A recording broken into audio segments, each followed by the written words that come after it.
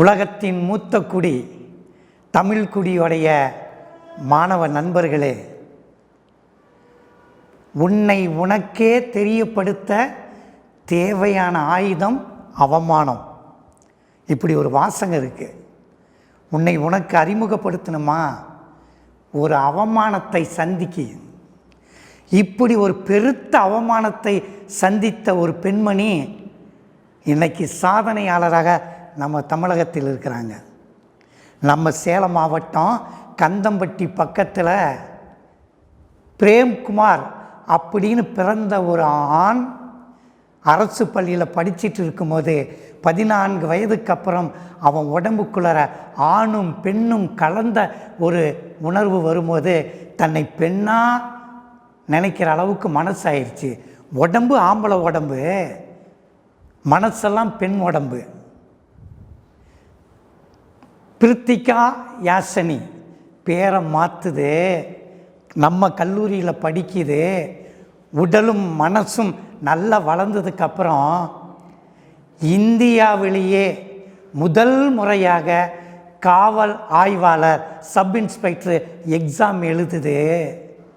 எழுதி பாஸ் பண்ணதுக்கப்புறமும் அந்த அம்மாவுக்கு போஸ்டிங் போடல. நீ ஆணும் இல்லை பெண்ணும் இல்லை, ஒரு முழுமையான திருநங்கைன்னு ரிஜெக்ட் பண்ணுறாங்க. ஒரு முறை இல்லை, 2 முறை இல்லை, அந்த சகோதரி 8 முறை வழக்கு தொடுத்து 8வது முறை தான் அப்பாயின்மெண்ட் ஆர்டர் வாங்குகிறாங்க.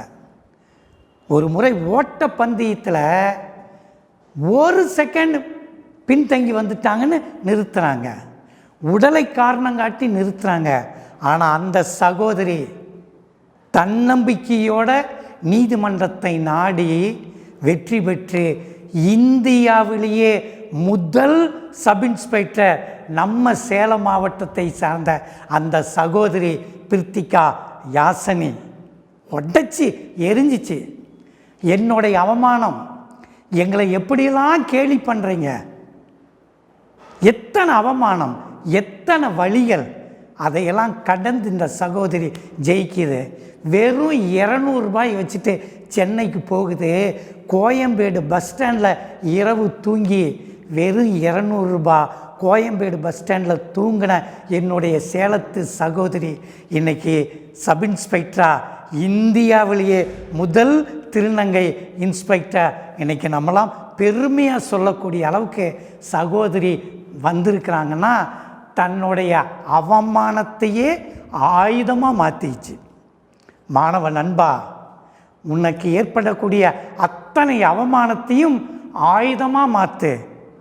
அதுக்கு இவங்களுடைய வழியை பின்பற்று, பகுத்தறிவை பயன்படுத்து, தடைகள் எதாக இருந்தாலும் உடைத்து எறி, நம்பிக்கையை விதை, தடைகளை உடை, நம்பிக்கையை விதை.